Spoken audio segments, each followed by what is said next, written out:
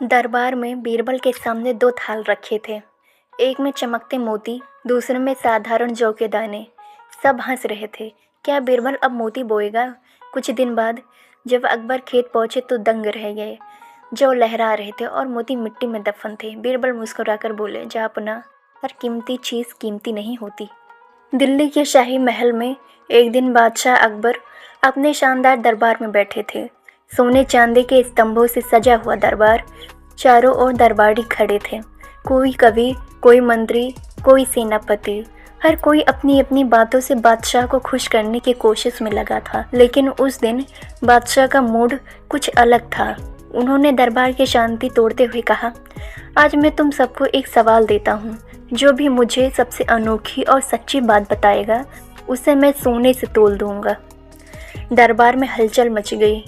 एक एक कर दरबारी खड़े हुए और अजीब अजीब बातें कहने लगे।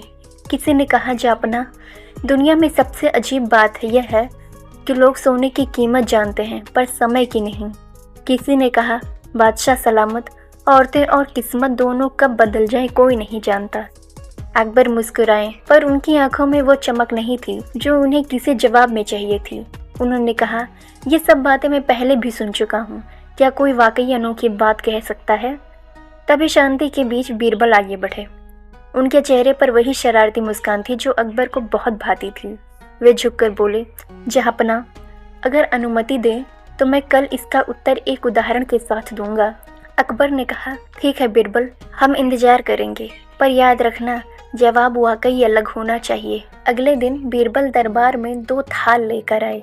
पहले थाल में चमचमाते मोती रखे थे, सूरज की किरणों से दमकते हुए बेहद खूबसूरत।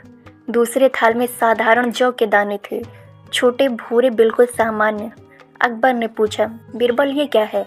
बीरबल बोले, जहाँपनाह, ये दोनों चीज़ें मैं कल की बात समझाने के लिए लाया हूँ। बताइए, इसमें से कौन ज़्यादा कीमती है, मोती या जौ? सभी दरबारी हंस पड़े। एक ने कहा, अरे बीरबल, इसमें सोचने की क्या बात है? मोती तो अनमोल है, जौ तो गरीबों का खाना है। दूसरे ने जोड़ा, मोती पहनने से इज्जत बढ़ती है और जौ खाने से पेट भरता है, इसलिए कीमत की बात करें तो मोती का कोई मुकाबला नहीं। बीरबल मुस्कुराए और बोले, ठीक है, अब मैं इन दोनों को बोना चाहता हूँ, देखते हैं कौन ज़्यादा काम करता है। अकबर कुछ हैरान हुए पर बोले, बीरबल जो करता है उसमें कुछ न कुछ सीख जरूर होती है। ठीक है, बो दो।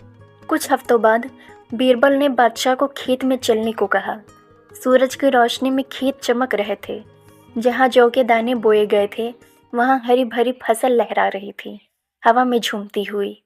और जहाँ मोती बोए गए थे वहाँ सिर्फ सूखी मिट्टी थी, न कोई हरियाली, न कोई जीवन। अकबर कुछ क्षण तक उस दृश्य को देखते रह गए, फिर बोले, बीरबल, इसका क्या अर्थ है? बीरबल ने मुस्कुराते हुए कहा, जहाँपनाह, कल आपने कहा था कि आप कोई अनोखी बात सुनना चाहते हैं। मैं आपको दिखाना चाहता था कि हर चीज़ की कीमत उसकी चमक या बाहरी सुंदरता से नहीं, बल्कि उसके काम, जीवन में उपयोगिता से आंकी जानी चाहिए। मोती देखने में सुंदर है, लेकिन उसमें जीवन नहीं है, जबकि जो सादा है पर उसमें जीवन देने की शक्ति है। वह उगता है, पोषण देता है और दुनिया को जिंदा रखता है। दरबार में सन्नाटा छा गया। हर कोई बीरबल की बात पर विचार कर रहा था। अकबर ने धीरे धीरे सिर हिलाया और बोले, बीरबल, आज तुमने फिर सिद्ध कर दिया कि सच्ची समझ देखने में नहीं, समझने में होती है। उन्होंने तुरंत अपने खजांची को बुलाया और आदेश दिया, बीरबल को 100 स्वर्ण मुद्राएं दी जाएं। उनकी बात ने आज हमें जीवन का सबसे सुंदर सबक दिया। अगर ये कहानी दिल को छू गई हो तो लाइक ज़रूर करें, शेयर करें, ताकि और भी लोग सीख लें, और सब्सक्राइब करें हमारे यूट्यूब चैनल को, जहां हर कहानी कुछ सिखा जाती है।